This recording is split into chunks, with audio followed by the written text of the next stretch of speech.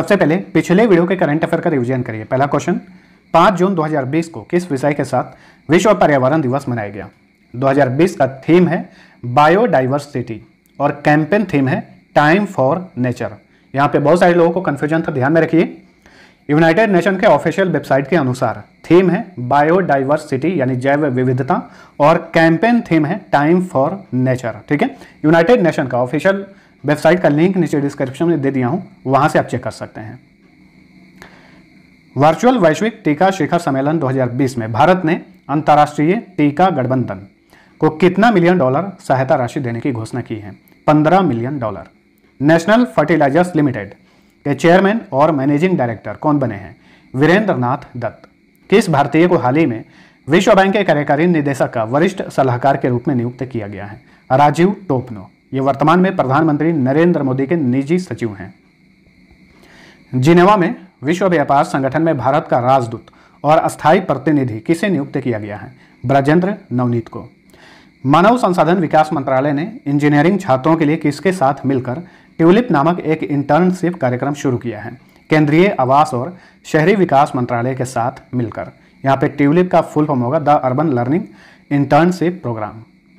भारत और ऑस्ट्रेलिया ने हाल ही में साइबर युक्त प्रौद्योगिकी, खनन, व्यावसायिक शिक्षा, जल संसाधन प्रबंधन तथा सैन्य प्रौद्योगिकी सहित कुल कितने समझौतों पर हस्ताक्षर किए? 7।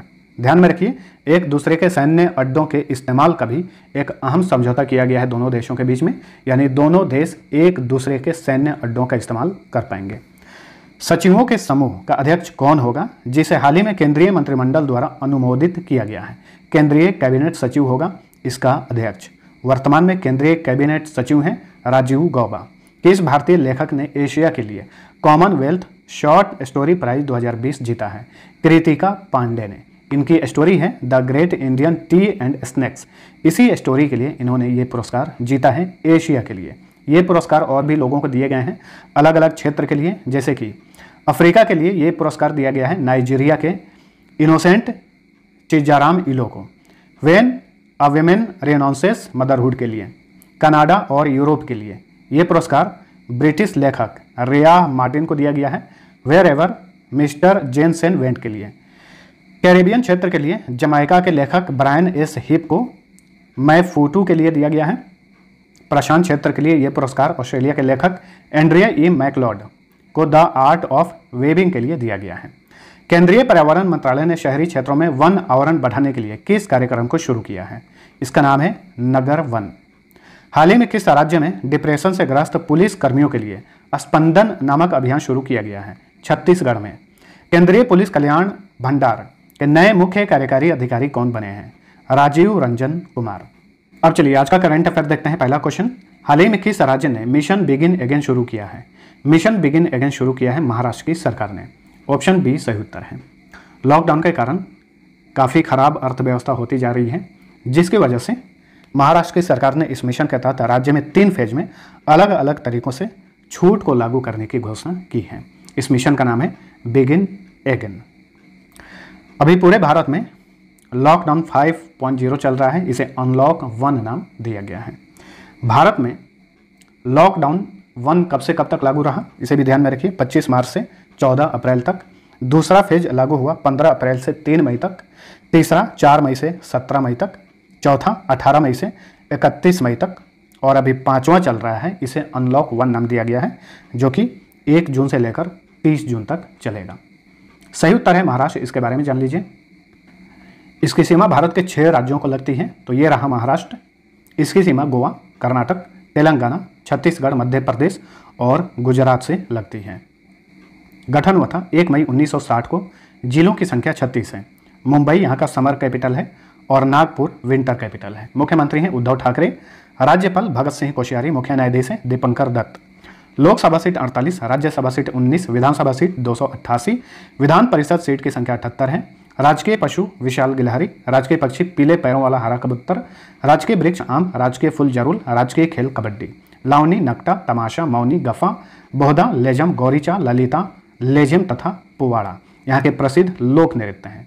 चंदोली राष्ट्रीय उद्यान, नवेगांव राष्ट्रीय उद्यान, संजय गांधी राष्ट्रीय उद्यान तथा तंसा अभयारण्य सभी महाराष्ट्र में है। पेंटाकली डैम, पेंगंगा नदी, वर्धा डैम, वर्धा नदी, कोयना डैम, कोयना नदी, जायकावाड़ी डैम, गोदावरी नदी, गिरना डैम, गिरना नदी, उज्जैनी डैम भीम नदी पर है। बारली, कोली, चितपावन तथा अबुम्फा मड़िया यहाँ की प्रसिद्ध जनजातियाँ हैं। आधिकारिक भाषा मराठी। रक्षा मंत्रालय ने 156 इन्फेंट्री कॉम्बैट व्हीकल यानी ICV बनाने के लिए किसके साथ 1094 करोड़ रुपए का सौदा किया है? तो हाल ही में केंद्रीय रक्षा मंत्रालय ने यह सौदा किया है ऑर्डिनेंस फैक्ट्री बोर्ड के साथ, यानी ऑर्डिनेंस फैक्ट्री बोर्ड को ऑर्डर दिया गया है 1094 करोड़ रुपए का 156 इन्फेंट्री कॉम्बैट व्हीकल बनाने के लिए। ठीक है। ऑर्डिनेंस फैक्ट्री बोर्ड का गठन हुआ था 1712 ईस्वी में। हथियार का निर्माण करता है ये कंपनी, सरकारी कंपनी है, हेडक्वार्टर कोलकाता में है। चेयरमैन और डायरेक्टर जनरल हैं हरि मोहन। नेक्स्ट, हाल ही में अनिल सूरी का कोविड-19 के कारण 77 साल की उम्र में निधन हो गया। वे क्या थे?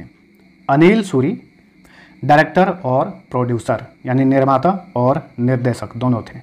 ऑप्शन ए सही उत्तर है। इनकी कुछ प्रसिद्ध फिल्में हैं जैसे कि कर्मयोगी, बेगुनाह और राज तिलक।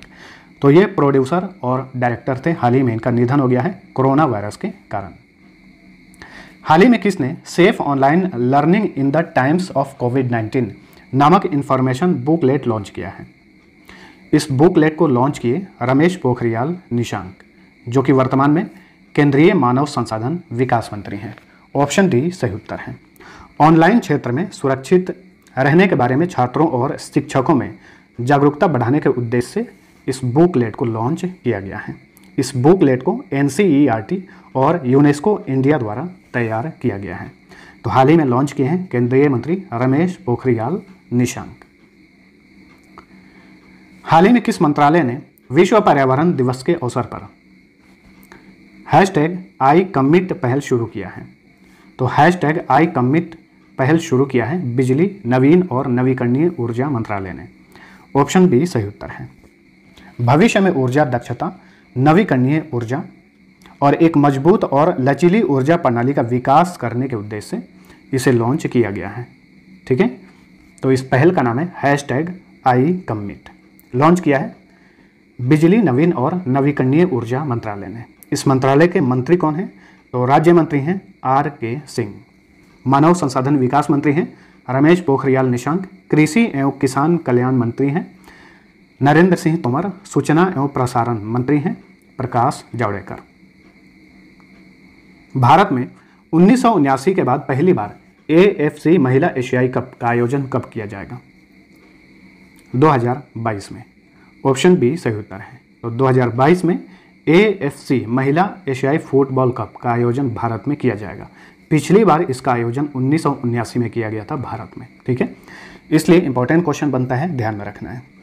यहाँ पे एक चीज़ और नोट करिए, 2016 में भारत में AFC अंडर 16 चैंपियनशिप का आयोजन किया गया था, लेकिन वो अंडर 16 था। 2017 में भारत में फीफा अंडर 17 विश्व कप का आयोजन किया गया था और 2021 में फीफा अंडर 17 महिला विश्व कप का आयोजन भारत में ही किया जाएगा। इन सभी को ध्यान में रखिए। यहाँ पे हम जानते हैं AFC यानी एशियन फुटबॉल कॉन्फेडरेशन के बारे में। 1954 में इसका गठन हुआ था। हेडक्वार्टर कुआलालंपुर में है। अध्यक्ष हैं सलमान बिन इब्राहिम। मोट्टो है one Asia one goal. Delhi land and finance limited के नए चेयरमैन कौन बने हैं?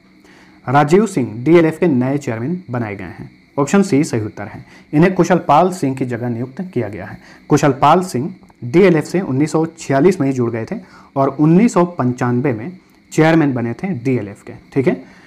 तो 25 वर्षों तक चेयरमैन रहे कुशलपाल सिंह, अब पद से हट गए हैं। अब उन्हें मानद चेयरमैन बनाया गया है और चेयरमैन बने हैं राजीव सिंह। ठीक है। Delhi land and finance limited जो है ये एक प्रॉपर्टी फर्म है। नेक्स्ट, किस बैंक ने समर ट्रीट्स नामक अभियान शुरू किया है? तो ये अभियान शुरू किया है HDFC बैंक ने। ऑप्शन सी सही उत्तर है। इस अभियान का उद्देश्य मर्चेंट्स, वेतनभोगी और स्वरोजगार ग्राहकों को नो कॉस्ट EMI और नो डाउन पेमेंट पर ऋण की सुविधा प्रदान करना है। ठीक है। HDFC बैंक ने समर ट्रीट्स नामक अभियान शुरू किया है। अच्छा, आप लोग बार बार सुनते होंगे HDFC, इसका फुल फॉर्म क्या होता है? इसका फुल फॉर्म होता है housing development finance corporation limited. 1994 में गठन हुआ था। हेडक्वार्टर मुंबई में है। मैनेजिंग डायरेक्टर यानी प्रबंध निदेशक हैं आदित्य पुरी। गैर कार्यकारी चेयरमैन है श्यामला गोपीनाथ। टैग लाइन है HDFC बैंक का, we understand your world. G20 देशों ने कोविड-19 के खिलाफ लड़ने के लिए कितने बिलियन डॉलर से अधिक की प्रतिबद्धता व्यक्त की है? तो हाल ही में G20 देशों ने कोविड-19 से लड़ने के लिए 21 बिलियन डॉलर की घोषणा की है।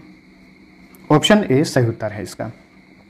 कुछ दिन पहले ही वैश्विक आर्थिक संकट से लड़ने के लिए G20 देशों ने 5 ट्रिलियन डॉलर की घोषणा की थी। अब कोविड-19 से लड़ने के लिए 21 बिलियन अमेरिकी डॉलर की घोषणा की है। इसका इस्तेमाल अनुसंधान और विकास, टीके, चिकित्सा विज्ञान आदि में किया जाएगा। G20 यानी ग्रुप 20 26 सितंबर 1999 में गठन हुआ था। अध्यक्ष हैं वर्तमान में किंग सलमान बिन अब्दुल अजीज। सदस्य देश 20 हैं, अर्जेंटीना, ऑस्ट्रेलिया, ब्राजील, कनाडा, चीन, यूरोपीय संघ, France, Germany, Bharat, Indonesia, Italy, Japan, Mexico, रूस, सऊदी अरब, दक्षिण अफ्रीका, दक्षिण कोरिया, तुर्की, यूनाइटेड किंगडम और संयुक्त राज्य अमेरिका। राष्ट्रीय बाघ संरक्षण प्राधिकरण के आंकड़ों के अनुसार 2012 से 2019 के बीच किस राज्य में बाघों की सबसे अधिक मौतें हुई? तो मध्य प्रदेश में पिछले 8 वर्षों में सबसे अधिक बाघों की मृत्यु हुई। पिछले 8 वर्षों में यानी 2012 से 2019 के बीच में भारत में कुल 750 बाघों की मृत्यु हुई, जिसमें से अकेले मध्य प्रदेश में 173 बाघ मरे। ठीक है। बाघ का जो जनगणना हुआ था भारत में, उसके अनुसार वर्तमान में भारत में बाघों की जनसंख्या कितनी है? 2967। ये रिपोर्ट 2019 में ही प्रधानमंत्री नरेंद्र मोदी ने जारी किया था। अच्छा, भारत में सबसे अधिक बाघ किस राज्य में है? मध्य प्रदेश में है। मध्य प्रदेश में इस जनगणना के मुताबिक 526 बाघ हैं। अब जानिए मध्य प्रदेश के बारे में। इसकी सीमा भारत के 5 राज्यों को लगती है: महाराष्ट्र, छत्तीसगढ़, उत्तर प्रदेश, राजस्थान और गुजरात। गठन हुआ था 1 नवंबर 1956 को। जिलों की संख्या 52 है। 3 नए जिलों की घोषणा की गई है, लेकिन ध्यान में रखिए ये 3 नए जिले अभी अस्तित्व में नहीं आए हैं: चाचौड़ा, नागदा और मैहर। राजधानी भोपाल। मुख्यमंत्री हैं शिवराज सिंह चौहान। राज्यपाल लालजी टंडन। मुख्य न्यायाधीश हैं अजय कुमार मित्तल। लोकसभा सीट 29, राज्यसभा सीट 11, विधानसभा सीट 230। राजकीय चिन्ह है राजकीय पशु बारहसिंगा, राजकीय पक्षी शाह बुलबुल, राजकीय वृक्ष बरगद, राजकीय फूल सफेद लिली, राजकीय फसल सोयाबीन, राजकीय खेल मलखम्ब। चारकुला तथा मटकी डांस यहाँ का लोक नृत्य है। बांधवगढ़ राष्ट्रीय उद्यान, कान्हा राष्ट्रीय उद्यान, पन्ना राष्ट्रीय उद्यान, सतपुड़ा राष्ट्रीय उद्यान, वन विहार राष्ट्रीय उद्यान, पेंच राष्ट्रीय उद्यान, माधव राष्ट्रीय उद्यान तथा डायनासोर राष्ट्रीय उद्यान सभी मध्य प्रदेश में है। कोस्ट में टाइगर रिजर्व लिखा गया है, यानी इस राष्ट्रीय उद्यान को टाइगर रिजर्व भी घोषित किया गया है। इंदिरा सागर बांध, बारगी बांध, नर्मदा बांध, ओमकारेश्वर बांध, नर्मदा नदी, गंगा सागर बांध तथा गांधी सागर बांध चंबल नदी पर है। लामबाड़ी, गोंड, मुर्रिया, बिशनहॉर्न, वैगा यहाँ की जनजातियाँ हैं। आधिकारिक भाषा हिंदी है। तो ये था हमारा आज का करंट अफेयर। वीडियो पसंद आए तो लाइक और शेयर जरूर करना। अब लास्ट पेज का आंसर जानिए। पहला क्वेश्चन था 22 अप्रैल 2020 को किस विषय के साथ विश्व पृथ्वी दिवस मनाया गया? सही उत्तर था ऑप्शन ए, क्लाइमेट एक्शन। दूसरा क्वेश्चन था हाल ही में किस राज्य के ऊपरी सुबनसिरी जिले में 430 फीट लंबे दापोरिजो पुल का उद्घाटन किया गया? इसका सही उत्तर था ऑप्शन डी, अरुणाचल प्रदेश। अब चलिए आज का क्विज कर रहा हूं, जिसका आंसर आपको नीचे कमेंट करके बताना है। पहला क्वेश्चन, हाल ही में सीमा सड़क संगठन ने किस नदी पर एक अस्थायी कोसावल पुल का उद्घाटन किया है? दूसरा क्वेश्चन है भारत की सबसे बड़ी IT company Tata consultancy services ने किस देश का पहला पूर्ण डिजिटल बैंक लॉन्च करने की घोषणा